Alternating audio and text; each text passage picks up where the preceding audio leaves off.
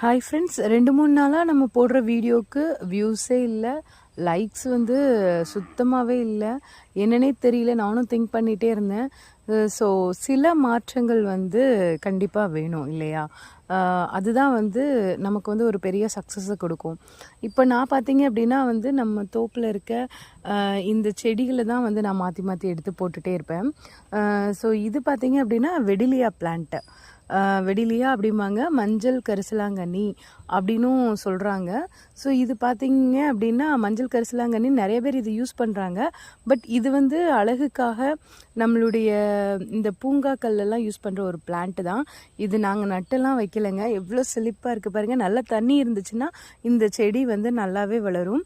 நல்லா இது மாதிரி சூரியகாந்தி மாதிரி அழகான குட்டி எல்லோ கலரில் வந்து பூ பூக்கும். ரொம்பவே சூப்பராக இருக்கும். இந்த மாதிரி இருக்கும் பூக்கள். ரொம்ப